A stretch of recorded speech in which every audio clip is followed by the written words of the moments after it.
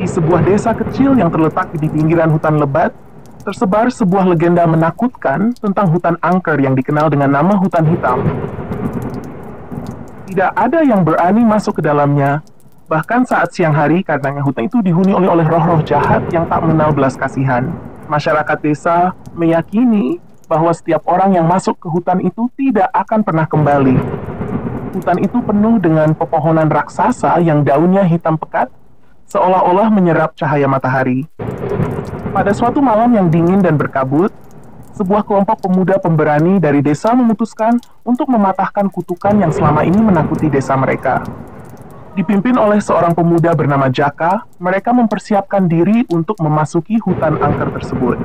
Jaka adalah seorang pemuda yang terkenal dengan keberaniannya, meskipun beberapa orang menganggapnya terlalu nekat. Ia yakin bahwa legenda hutan itu hanyalah cerita karangan orang tua untuk menakut-nakuti anak-anak agar tidak berkeliaran di malam hari. Malam itu, bulan tertutup awan tebal membuat suasana semakin kelam. Jaka dan 5 temannya membawa obor dan persediaan secukupnya, lalu memulai perjalanan mereka ke dalam hutan hitam.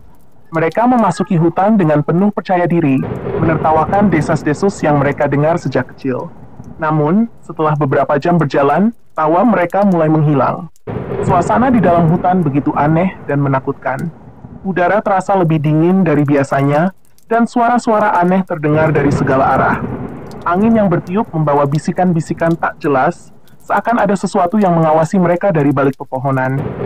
Jaka mencoba menenangkan teman-temannya, namun dalam hatinya, ia mulai merasakan kegelisahan yang sama. Mereka terus berjalan lebih dalam ke hutan, hingga menemukan sebuah pohon besar yang tampak berbeda dari pohon-pohon lainnya. Pohon itu tua, dengan akar yang mencuat ke permukaan tanah, dan di sekelilingnya tumbuh bunga-bunga aneh berwarna merah gelap. Di bawah pohon itu, mereka menemukan sebuah batu besar dengan ukiran-ukiran kuno yang tidak bisa mereka pahami. Pindahin. Jaka memutuskan untuk mendekat dan menyentuh batu itu, berharap menemukan petunjuk. Namun, saat tangannya menyentuh batu tersebut, tiba-tiba terdengar suara jeritan nyaring yang menggema di seluruh hutan. Suara itu begitu mengerikan, hingga membuat bulu kuduk mereka meremang. Seketika itu juga, tanah di bawah kaki mereka mulai bergetar, dan dari balik pepohonan muncul bayangan-bayangan hitam dengan bentuk yang tak jelas. Bayangan-bayangan itu tampak melayang di udara, bergerak cepat mendekati mereka. Tanpa berpikir panjang, Jaka dan teman-temannya berlari secepat mungkin untuk menyelamatkan diri. Namun, hutan itu seakan hidup, mengubah arah setiap kali mereka mencoba menemukan jalan keluar. Rasa takut semakin mencekam saat bayangan-bayangan itu mulai mengeluarkan suara mengerikan, seperti bisikan yang dipenuhi kebencian.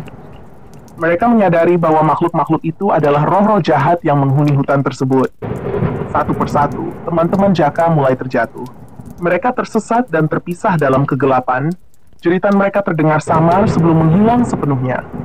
Jaka, yang kini sendirian, berusaha tetap tenang meskipun rasa takut mulai melumpuhkan pikirannya.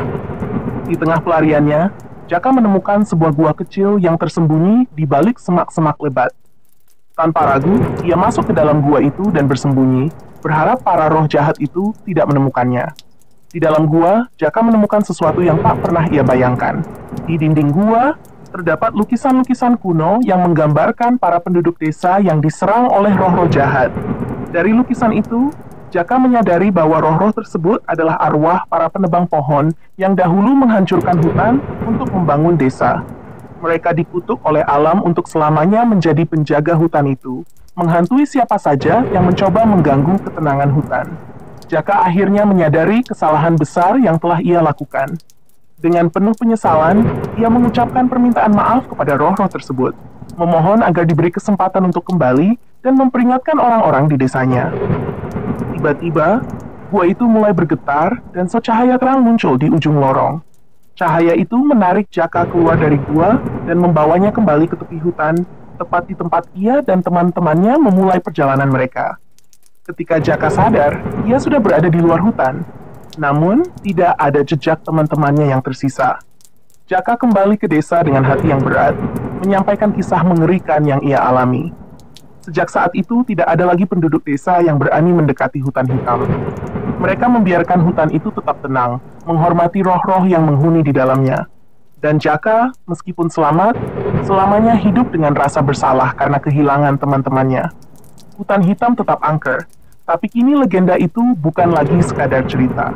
Itu adalah kenyataan yang hidup dalam ingatan setiap orang yang mendengar kisah Jaka.